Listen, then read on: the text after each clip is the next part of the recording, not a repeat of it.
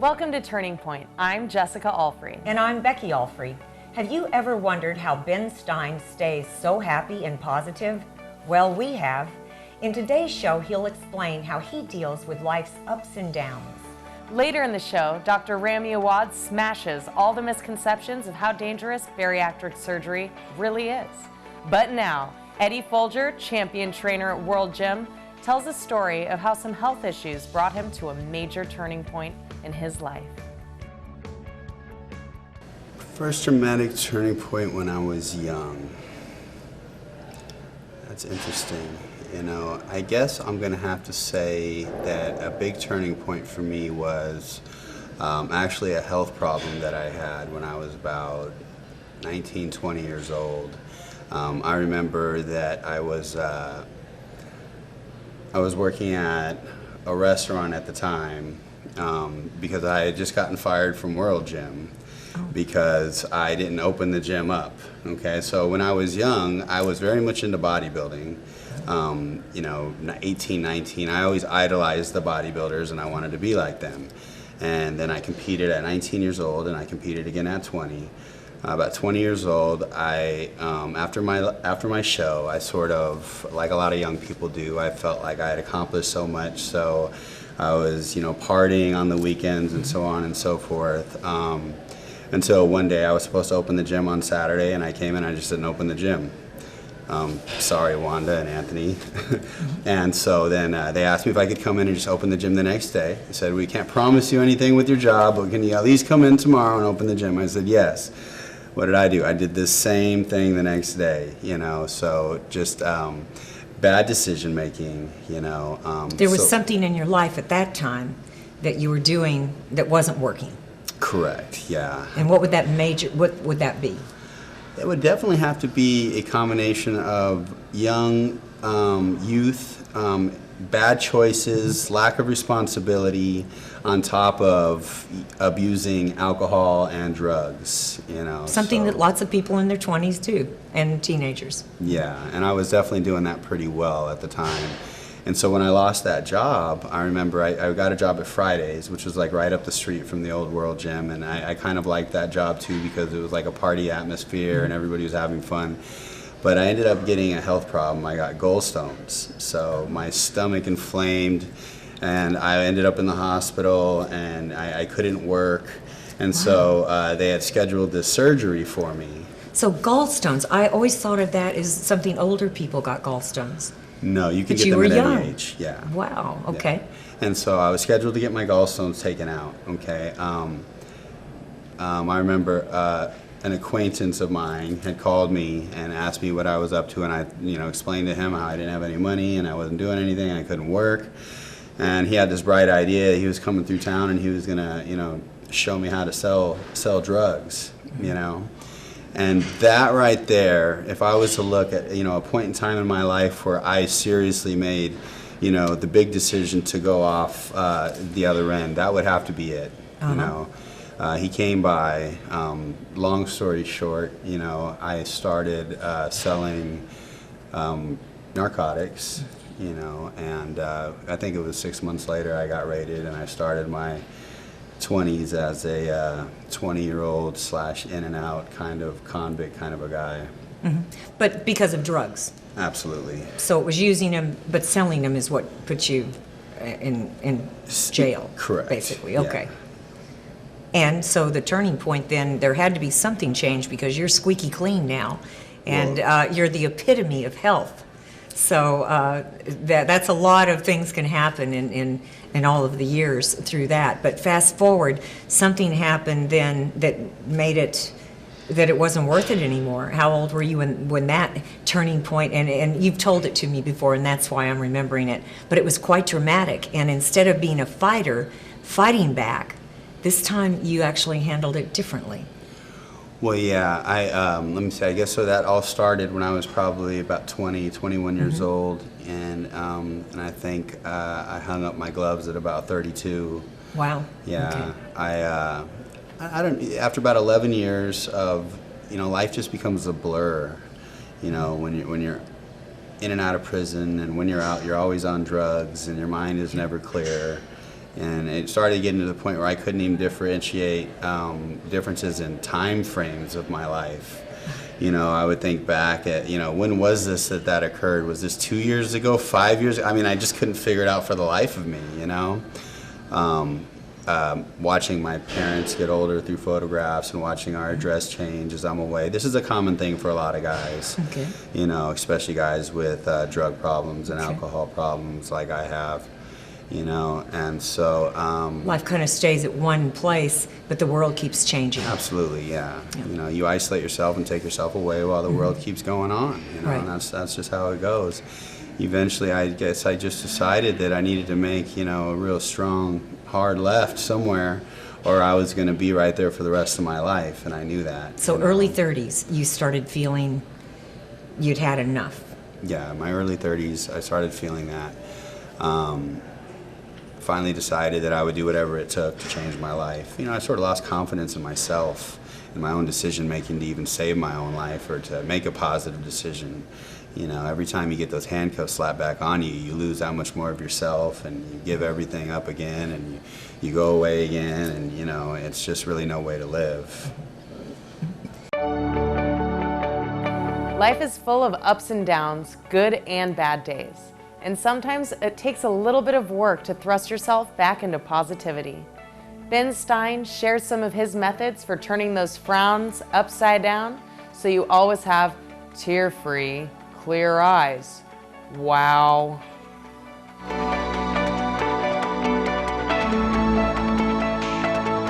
Ben, everybody has ups and downs. Well, what do you do when you are having a downtime? Well, I have a whole bunch of things I do when I'm feeling sad or tired. One is I take a nap. I mean, I've found that the overwhelming majority of the time when I'm really feeling crazy is because I'm tired. And I will tell you that late at night, I stay up incredibly late. I'm an obsessive watcher of documentaries. I stay love up very, very documentaries, late too. watching documentaries, really, really, really late, like 2 or 3 in the morning. And then I start to get crazy. I'm literally shaking with anxiety. And then I go to sleep, and by the next morning I usually feel pretty good. If I still am feeling tired, I'll take some more of a nap. I find that rest is probably the single number one condition. Second, eat something. You can see just looking at me, I don't make a habit of starving myself. I eat a lot, and I love it. I love eating. I love coming down here to the desert because I belong to this wonderful club in Morningside that has unbelievably good food. And I love lying in bed with my dogs. That's a great thing is probably to eat, lie in bed with the dogs, go to sleep, wake up, and then I go swimming. I love to swim, and that also improves my mood. And I generally swim, not always, but generally twice a day. In the morning, and then at night, really late, like sometimes 1 or 2 at night. And I can see the planes flying over, even really late. I can see planes flying over that might be going, say, from Dallas to Tokyo or something like that. And it's a magnificent sight. Every so often I get really lucky and I see the contrails of the jets going across the face of the moon. And that is an incredible sight. Wow. So all those things cheer me up. But work.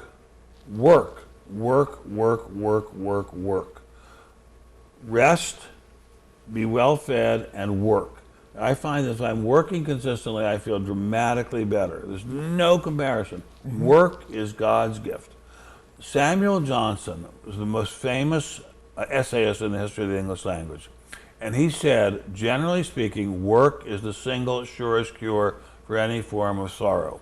Interesting. And it's absolutely true. And I find that if I get a nap, get something to eat, and sit down at my computer and do some work, I feel great. I enjoy work. It is a release. It doesn't even feel like work. Work is a gift from God. It is. I totally Work agree. is a gift from God. Totally agree. Now, I have a relative, a close relative, I won't say his name, a close relative, who is 28, who has never worked a day in his life. Oh, my. And suffers from acute depression and drinks too much and smokes too much weed. And Those are depressants, right? I know, as I keep saying to them, if you would just work steadily at any job, it doesn't matter. It could exactly. be moving shoe boxes from one Right. end of an aisle of the warehouse to the other end. As long as you're working, you will feel better. I agree. And it breaks my heart that he doesn't take my Oh, advice. it's too bad. Yeah. No, that is, we Work. have a lot of ability. Work. Rather than taking antidepressants, there's a lot of good things that we can just physically do, and it lifts the mood. I cannot tell you how many people I know who are seriously depressed who don't work. And I will add this part. I don't know a single person who is seriously depressed who is a hard-working, disciplined person. Not a single person. I know people... That makes a lot of sense. Yeah, I mean, it's a very rare person who is occupied and working. That makes sense. Who doesn't omit depression from his or her day's duties.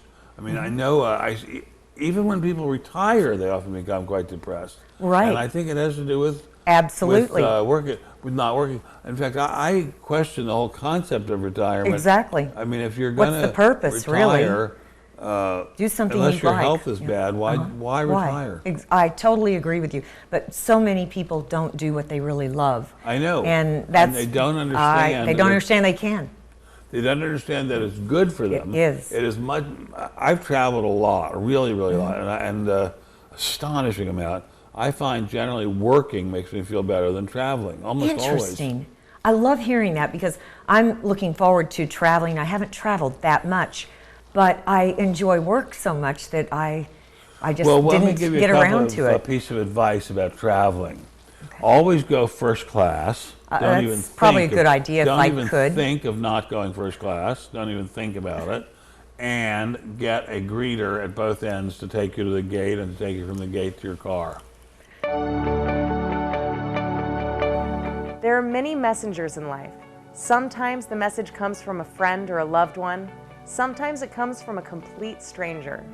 Morgan Evans proves if we are willing to listen, even a homeless man can help us find the thirst-quenching secrets to life. So, Morgan, you've got another story. You're a world traveler, and let's share with our audience this other heartwarming story. Well, this is certainly an interesting story. It takes place on the island of Brunei. I was teaching a young Australian player on a small tour of tennis tournaments around Asia. And unbeknown to me, Brunei is a dry country. Couldn't find a beer anywhere. It was tough. It was a rough week. But I met a young American coach, and we became friends, and we were discussing the issue. My player had lost in the semi-finals, and we decided it's impossible. You can't have this many people on an island without being able to find a drink somewhere. Right?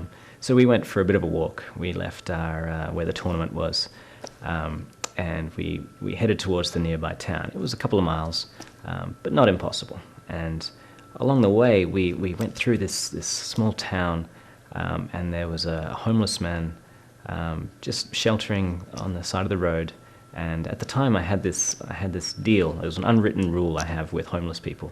I still try to keep it these days, and I'm happy. Essentially, I'm happy to give them food or money in exchange for a joke or a story. I like that. Often I'll try to find out what it was that put them where they are. Okay. What sent them Cool. down the path that they're in now. So anyway, with this gentleman, I started talking to him, and in very broken English, he explained to me that he had previously been a manager of a hotel nearby, and that in that hotel, on the 9th floor, if you take the elevator up, and this is ridiculous, you go on there through the elevator up to the 9th floor, you take a left, you go seven doors down on your right, and you knock 7 times. And I thought this guy was just joking, and but what did we have to lose? So we kept walking another mile or so, and we get to this town, and we talk to the hostess at the front of the hotel, and she says, "No, there's nothing like that here." Sorry. So we said, fair enough. Well, let's go up anyway. Let's just see if anyone's there. See what happens. Maybe this guy was telling the truth, or maybe he wasn't. So we went up, and we got up there, and sure enough, we got through the elevator, took a left turn, went down the 7th door on the right, and we knocked 7 times. and nothing happened. Nothing. So we were like, oh well. We started walking back towards the elevator, and then we hear this sliding door open. And this guy opens up this little peephole to see what it was. Right. But they all had these peepholes. I thought maybe the hotel was a little dodgy when I saw all these peepholes. Right. But anyway, so this guy opens up the peephole and asks us, what do we want? And we said, we met this guy. He said he was the manager here 15 years ago, and that there's a chance that this speakeasy, so to speak, was still alive, was still going. And he said, I don't know anything like that. And we said, please, mate, come on, do us a favour. We're dying. It's been a week here, and no one told us this was a dry island. So do us a favour. And he decided to let us in. So we got inside this room and opened up the door, and it was like a waft of smoke would come out, and there was it would have been 50 to 100 gentlemen from around Brunei, Malaysia, Honestly, Indonesia. it was a real speakeasy. Yeah, and there was some guys playing mahjong in the corner. There was some pool hustlers, a couple of old dudes playing cards. And I was looking around. I was like, oh, these people have got, they got a beer. They were, that's great. But where's it coming from? And we went into another room, and there was this giant hole in the roof. Mm-hmm. And every 10 minutes, they would send a bucket down, this big metal bucket with 20 or so Tiger beers. I don't know if you've ever had Tiger beer, but No, I have not. It might be the worst beer in the world. But it was the best beer in the world, no doubt about it. So the homeless man shared a truth, and that he was the manager of that hotel. Yeah. And he shared the speakeasy with you, and Yeah. he was telling the truth. He told us the secret to get into this little back corner speakeasy. And that was his story. And sure enough, every 10 minutes this bucket would come down, and we'd pay $1 for a beer, and we would have had maybe 4 or 5, because these things are just About which loaded. year? What year was this? This would have been 2007. This is incredible. What a great story. Well, and the Good name times. of the hotel, in case anybody goes to the island. I know. Oh, no name. We can't do that. Yeah, I don't think you can get away with being the only hotel that serves alcohol in the island of Brunei without the Sultan having a few hard words. Right. Well, that was a great story, and it also is proof that, it's a good thing to befriend a homeless Exactly. anytime. And I gave him some cash, by the way. Okay. Yeah, I think it was like 8 Singapore dollars. That's cool. He didn't say why he quit being the manager and what made him homeless. No. Probably it could have been the speakeasy. Might have been. There's a lesson in everything. But it's a great story. Could have been. Thank you for sharing that one. You're very welcome. Society is often driven by fear, and through these fears, rumors are spread. Dr. Ramy Awad shares how bariatric surgery is just as safe as a gallbladder surgery, and some misconceptions we have heard in the past. Dr. Awad, what are some of the misconceptions, such as, I thought that this was a dangerous surgery? That is a very common misconception among the general population as well as physicians. But in the last 5 to 10 years, the field of bariatric surgery has become very, very safe, and as safe as gallbladder surgery. Patients are in the hospital 1 to 2 days. Some patients are done as outpatients depending on their medical problems, and obviously the sicker the patient, the higher the risk, regardless of the surgery, whether it's gallbladder surgery, hernia surgery, or bariatric surgery. And a lot of times we tend to deal with sicker patients who are heavier patients with a lot of medical problems. But the surgery itself is very, very safe, and patients tend to resume normal activities within a day or two. My office manager, she had her gastric bypass on a Wednesday, went home on a Friday, and went back to work in another doctor's office on Monday. Wow. So I don't recommend that, but we give everybody a week or 2 off, and it's very safe, and patients do very well with these procedures. And she looks wonderful. So she'll be up in the show as well. No, she looks great. Don't tell her that. Yeah. We'll keep it a secret. But that really makes a difference in other people's lives. And as you mentioned, when other people meet and see the surgery that you've done, you've actually gotten patients from that, from seeing what you've done and how you've changed lives. And these surgeries are very underutilized, considering how significant the obesity epidemic is, these surgeries really, considering their safety profile and how they help patients get their life back and improve their problems and reduce their number of medications, is very, very underutilized. And I think as a society of bariatric surgeons, we're really pushing for a lot of education and outreach regarding how safe the surgery is and really how non-intrusive into someone's lifestyle is. And another, misconception is that everybody's going to have nutritional complications associated with it. And we're not really seeing that. We used to see it in the old procedures where we would create a very malabsorptive state. These procedures now, you really don't see too many nutritional deficiencies. Band patients don't really experience any deficiencies. Sleeve patients, they can get deficiencies, as well as gastric bypass patients. But we have a recommended supplementation for vitamins. And I think if I tell my patient, take a vitamin versus insulin, blood pressure, and cholesterol medication and pain medication, they're more likely to just want to take the vitamins as opposed to other Wait, stuff. a vitamin can cover all those areas? No. After the surgery. After Okay. the surgery is going to resolve all those medical problems. Right, exactly. And they just need a vitamin. There's a bunch of different vitamins Okay. they need to take, but Good. if they're compliant with that, really the risk of nutritional deficiencies are pretty low. There's a couple ones that we look out for, like anemia. But a lot of these patients, we're following them with serial blood work, make sure we're not missing any nutritional deficiencies. But nutritional deficiencies are very, very rare with these surgeries these days. Is it safe to get pregnant after you've had this surgery? It is. We Okay. don't want patients to get pregnant within the first year of surgery during the rapid weight loss phase. But after that, we know that really the risk of any fetal complications or gestational diabetes and things like that is decreased. So it's safer for the mother and the child if you wait a year out from surgery. We don't recommend anybody getting pregnant within the first year after bariatric surgery. So some of the long-term results that have been studied show the differences between the bariatric surgery and mortality. What are they? Well, we really look at a lot of different parameters for bariatric surgery in terms of what happens to their diabetes, what happens to their number of medications, how you resolve your sleep apnea, quality of life scores, and also complication rates, mortality, morbidity associated with these surgeries.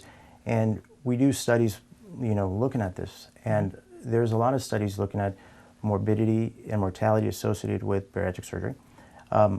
We follow a lot of patients for a long period of time. So these are well-designed, randomized studies, prospective studies looking at patients. And what we see is that with bariatric surgery, there was one study looking at a subset of patients randomized to both surgery versus medical management. And what we've seen is that patients 15 years out after bariatric surgery had a 40% lower mortality rate than those that were randomized to the medical group. That's so you can awesome. see that by doing nothing, you're at a higher risk of having 40%, early that's death. a pretty high number. It is. You see very significant cardiovascular risk reduction with bariatric surgery. And that's really the number one cause of death, early death for bariatric patients is cardiovascular disease. So you're not just changing lives and improving lifestyle, but you're saving lives. We'd like Literally. to hope so, yes. And making them live longer. That's absolutely wonderful with a good quality of life. Absolutely. That's great.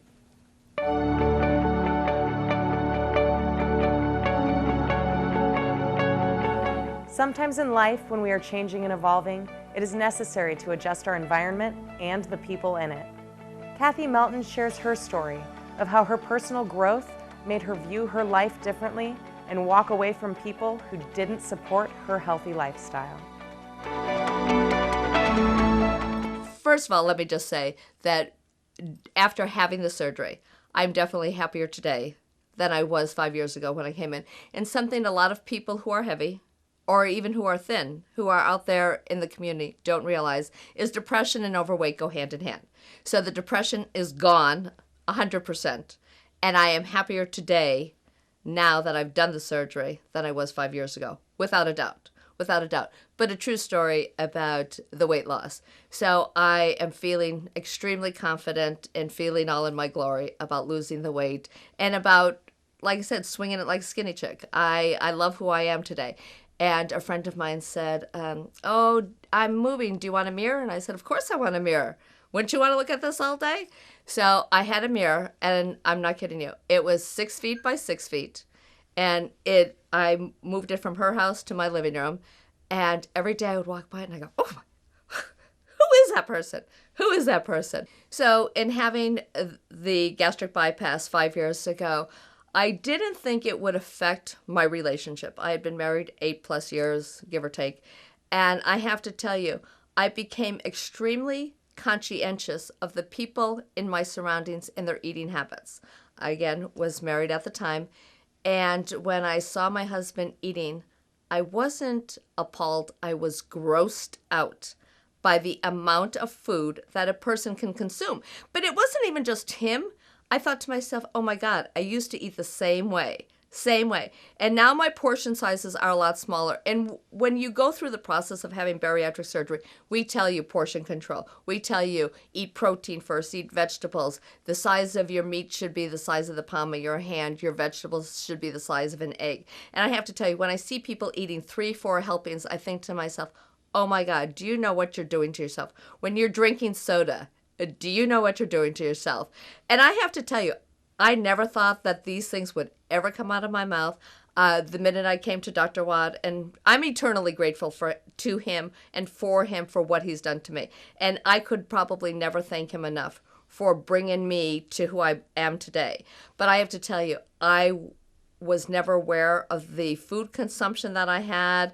And, you know, like if I have a donut now, it's a bite of a donut. It's not a whole one. But I have to tell you, you learn a lot of things after surgery. And I'll still have a sweet, but I make sure that I throw it in the trash and that it touches dirty stuff. Because I know me, and I could probably reach in the trash and eat it. And this is stuff that people really do when we're heavy. And I don't care. They can sugarcoat it all they want. They can say they don't do this. But you have to remember, I was fat from the time that I was 30 to the time that I was 50-ish. So 20 years, I didn't get that way overnight. So I know, again, my eating habits. If I have chips, it's small portions now, 1 or 2, throwing it away. I can't eat the way that I used to, and I don't want to eat the way that I used to. And I have to tell you, being married to that person, it's sad that it ended, but it didn't end because of the food. But I have to tell you, that was definitely a contributing factor to the demise of the relationship. We hope you enjoyed today's show. If you have a turning point you'd like to share, please call the number at the top of the screen. Life is all about balance, which can be difficult sometimes, but when achieved, it can produce the strongest person. Planking builds your core strength, which will help your body keep its balance. And if we can do it during our clothes, you can do it in your clothes, anytime, anywhere. Have a wonderful week and stay classy and strong, friends.